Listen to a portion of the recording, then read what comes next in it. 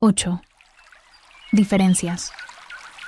Entre cómo tu hijo te dice que no versus cómo lo dice en su escuela. Martha de Bale. Necesito que hagamos un ejercicio de honestidad brutal por un momento. Piensa en la última vez que le pediste algo a tu hijo y te dijo que no. ¿Cómo fue ese no? Probablemente fue dramático. Probablemente fue con un tono que te hizo hervir la sangre. Probablemente vino acompañado de ojos en blanco, de un suspiro exasperado, de una postura corporal que comunicaba claramente que tu petición era la cosa más ridícula e injusta del mundo. Tal vez fue un no rotundo y desafiante. Tal vez fue un ahorita dicho de una manera que claramente significaba nunca. Tal vez fue un ¿por qué siempre me pides cosas a mí?, dicho con un tono de mártir que haría palidecer a cualquier telenovela. Ahora piensa en lo que pasa cuando tu hijo está en la escuela y la maestra le pide algo. Tal vez no siempre quiere hacerlo. Tal vez internamente también quisiera decir que no. Pero ¿cómo lo maneja? Probablemente con mucha más diplomacia, con mucho más respeto, con mucha más moderación.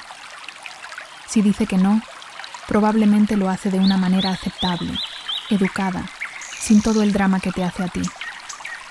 O probablemente simplemente obedece aunque no quiera porque sabe que en la escuela las cosas funcionan diferente. Y entonces te preguntas por qué.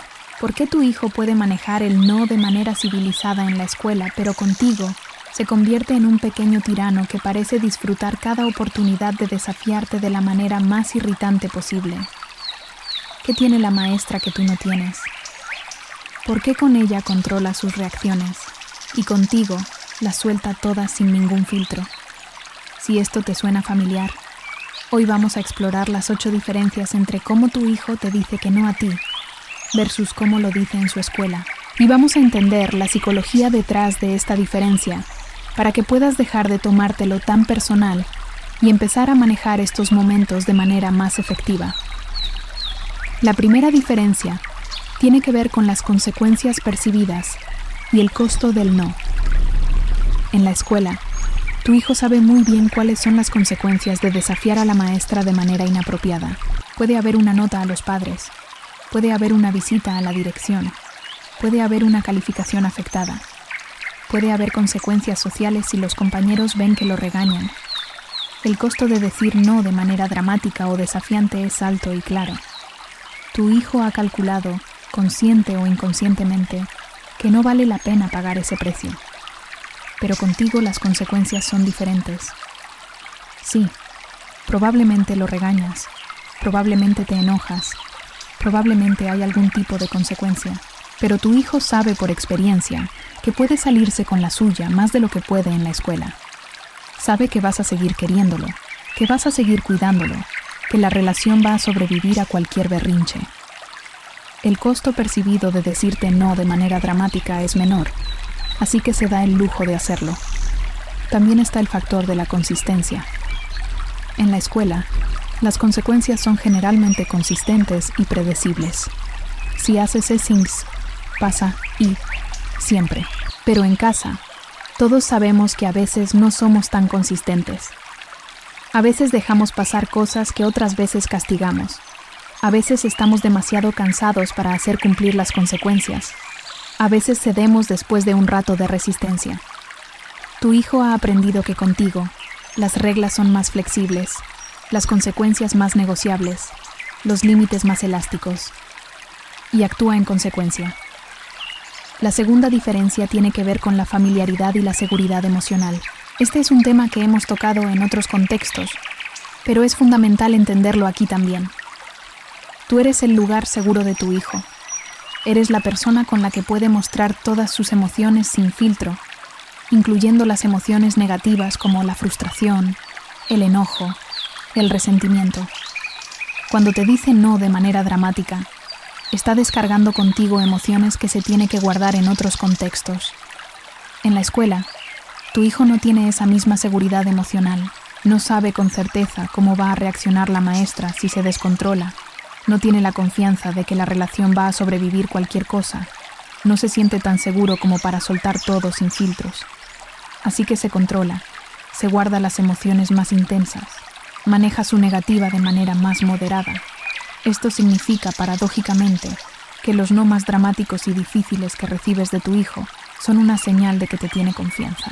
Sabe que puede ser el mismo contigo, incluyendo su versión más difícil y desafiante. Sabe que vas a seguir ahí aunque se porte terrible. Eso es un privilegio, aunque definitivamente no se sienta como uno cuando estás en medio de la batalla. La tercera diferencia tiene que ver con el agotamiento del autocontrol y la distribución de recursos emocionales. Tu hijo gasta una enorme cantidad de energía manteniendo el autocontrol durante las horas de escuela. Tiene que regular sus impulsos, tiene que manejar sus emociones, tiene que comportarse de maneras socialmente aceptables constantemente. Todo esto consume lo que los psicólogos llaman recursos de autocontrol, y esos recursos son limitados. Para cuando tu hijo llega a casa, esos recursos están agotados. Ya no le queda energía para controlar sus reacciones, para moderar su tono, para manejar su frustración de manera civilizada. Cuando le pides algo y quiere decir que no, no tiene los recursos para hacerlo de manera apropiada. Sale todo crudo, sin filtro, sin regulación. Es como si tu hijo tuviera una batería de autocontrol que se va gastando durante el día. En la escuela, cuando la batería todavía tiene carga, puede manejar sus negativas de manera adecuada. En casa, cuando la batería está vacía, no puede. No es que no quiera, es que literalmente no puede en ese momento. Esto explica por qué los peores comportamientos suelen ocurrir en la tarde o en la noche, cuando el agotamiento es máximo. Explica por qué después de días particularmente difíciles o estresantes, tu hijo está más difícil de lo normal. Y explica por qué los fines de semana, cuando ha tenido oportunidad de recargar, a veces es más manejable. La cuarta diferencia tiene que ver con las expectativas y los roles en cada contexto. En la escuela, las expectativas son claras. El estudiante obedece a la maestra, sigue las reglas, hace lo que se le pide. Es un rol bien definido que tu hijo conoce y generalmente acepta. Hay un script que seguir, una manera correcta de comportarse que todos conocen. Pero en casa, los roles son más complejos y las expectativas más difusas. Tú eres su mamá o su papá, pero también eres su compañero de juegos a veces, su confidente otras veces, alguien con quien puede negociar, alguien cuyas reglas a veces cambian. No hay un script tan claro sobre cómo debe responder cuando no quiere hacer algo. Además, en casa tu hijo está constantemente probando los límites de su autonomía, tratando de entender cuánto poder tiene, explorando qué puede y qué no puede decidir por sí mismo. Decirte no de manera enfática es una forma de ejercer ese poder, de afirmar su autonomía, de declarar que tiene opiniones y deseos propios. En la escuela no siente la misma necesidad de afirmar su autonomía porque no es un espacio donde espera tener poder de decisión. La quinta diferencia tiene que ver con la audiencia y las consecuencias sociales. En la escuela, cuando tu hijo le dice no a la maestra, hay una audiencia de compañeros observando.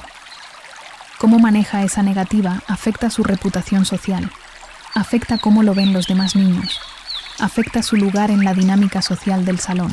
Si se porta de manera muy desafiante, puede ser visto como problemático. Si se humilla demasiado, puede ser visto como débil. Tiene que navegar un balance delicado que requiere control y moderación. Pero en casa, generalmente no hay esa audiencia social. Está solo contigo, o con su familia inmediata que ya lo conoce y que no va a cambiar su opinión de él por un berrinche más o menos. No hay consecuencias sociales por comportarse mal. No hay reputación que cuidar. No hay compañeros que lo vayan a juzgar. Puede soltar toda su resistencia sin preocuparse por cómo se ve. La sexta diferencia tiene que ver con el tipo de peticiones y la razonabilidad percibida. Piensa en lo que la maestra le pide a tu hijo en la escuela. Generalmente son cosas claramente relacionadas con el contexto escolar, cosas que tienen sentido en ese ambiente, cosas que todos los niños tienen que hacer. Saquen su cuaderno, hagan el ejercicio, formen una fila. Son peticiones que tu hijo entiende como parte del trato de estar en la escuela. Pero las cosas que tú le pides en casa a veces pueden parecerle mucho menos razonables desde su perspectiva. Recoge tu cuarto cuando él no ve ningún problema con el desorden. Apaga la tablet cuando está en medio de algo divertido. Ven a cenar cuando no tiene hambre. Desde su punto de vista, muchas de tus peticiones son interrupciones innecesarias de lo que él quiere estar haciendo. Imposiciones arbitrarias que no tienen sentido. No estoy diciendo que tus peticiones sean irrazonables. No lo son. Pero la percepción de tu hijo puede ser diferente. Y cuando percibe que algo es irrazonable o injusto, su resistencia es mucho más intensa que cuando percibe que algo es parte normal y esperada de la situación. La séptima diferencia tiene que ver con la comunicación y cómo se hacen las peticiones. La maestra está entrenada para dar instrucciones de manera clara, directa y con autoridad. Generalmente da instrucciones de manera que no invitan a la negociación, no dan opción a debate, simplemente establecen lo que hay que hacer. Además, la maestra generalmente tiene la atención completa del niño cuando da instrucciones. Hay un contexto formal que indica que esto es importante y hay que obedecer. Pero piensa en cómo tú le pides las cosas a tu hijo normalmente. Tal vez le gritas desde otra habitación mientras él está enfocado en otra cosa. Tal vez le pides las cosas de manera que suenan más como sugerencias que como instrucciones. Tal vez tu tono ya viene cargado de frustración anticipada porque esperas que diga que no. Tal vez le das instrucciones mientras tú también estás haciendo otras cosas, con tu atención dividida. La manera en que pedimos las cosas afecta enormemente la respuesta que recibimos. Instrucciones claras, dadas con calma, con contacto visual, con la atención completa del niño, tienden a generar menos resistencia que instrucciones vagas, gritadas desde lejos, con un tono que ya anticipa el conflicto. La octava diferencia, y esta es fundamental, tiene que ver con la relación personal y las emociones complejas que tu hijo siente hacia ti. La maestra es una figura relativamente neutral en la vida de tu hijo. La respeta, tal vez le cae bien, pero no hay esa mezcla compleja de amor profundo, dependencia, resentimiento ocasional, lucha por autonomía y 1000 emociones más que existen en la relación contigo. Cuando tu hijo te dice no de manera dramática, muchas veces no es solo sobre la cosa específica que le estás pidiendo, es sobre toda la relación, sobre todas las veces que ha tenido que hacer cosas que no quería, sobre su lucha por ser visto como persona independiente, sobre sus propias emociones complicadas hacia ti. El no viene cargado de mucho más que la simple negativa. Viene cargado de toda la historia y la complejidad de la relación padre-hijo. Con la maestra no existe esa carga emocional. Un no a la maestra es simplemente un no sobre la cosa específica en cuestión, sin todas las capas adicionales de significado que tiene un no hacia ti. Ahora, después de explorar estas 8 diferencias, quiero darte algunas estrategias concretas para manejar los no de tu hijo de manera más efectiva. Primero, trabaja en ser más consistente con las consecuencias. Si tu hijo sabe que siempre hay una consecuencia por responder de manera irrespetuosa y que esa consecuencia siempre se cumple, empezará a calcular diferente el costo de su comportamiento. Segundo, considera el timing de tus peticiones. Si tu hijo acaba de llegar de la escuela agotado, tal vez no es el mejor momento para pedirle que haga tareas o que recoja su cuarto. Dale un tiempo de transición para recargar antes de hacerle demandas. Tercero, trabaja en cómo haces las peticiones. Ve a dónde está tu hijo, capta su atención completa, haz contacto visual y entonces da la instrucción de manera clara y directa. Esto por sí solo puede reducir mucho la resistencia. Cuarto, no entres en luchas de poder innecesarias. A veces los no dramáticos de tu hijo son invitaciones a pelear, y cuando aceptas la invitación, las cosas escalan. A veces lo mejor es mantener la calma, repetir la instrucción sin emoción, y aplicar la consecuencia si es necesario sin engancharte en el drama. Quinto, valida el sentimiento aunque no aceptes el comportamiento. Puedes decir entiendo que no quieres dejar de jugar. Es frustrante. Y ahora necesito que apagues la tablet. Esto reconoce lo que tu hijo siente sin ceder en lo que necesitas que haga. Sexto, elige tus batallas. No todo tiene que ser una confrontación. A veces puedes dejar pasar cosas pequeñas para tener más energía para las cosas importantes. Y cuando peleas menos batallas, Las que sí peleas tienen más peso. Séptimo, recuerda que esto es temporal.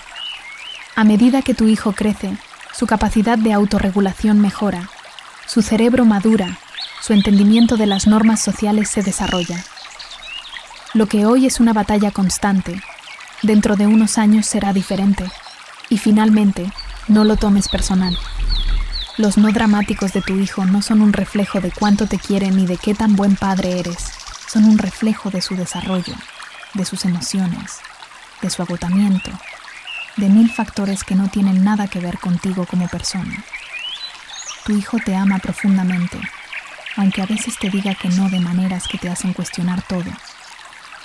Te ama tanto que puede darse el lujo de mostrarte su peor versión porque sabe que tu amor no depende de que siempre sea fácil y obediente. Y eso, aunque sea difícil de ver en medio del conflicto, es algo hermoso. Te mando un abrazo enorme y toda la paciencia del mundo para el próximo no dramático que recibas. Lo estás haciendo mucho mejor de lo que crees.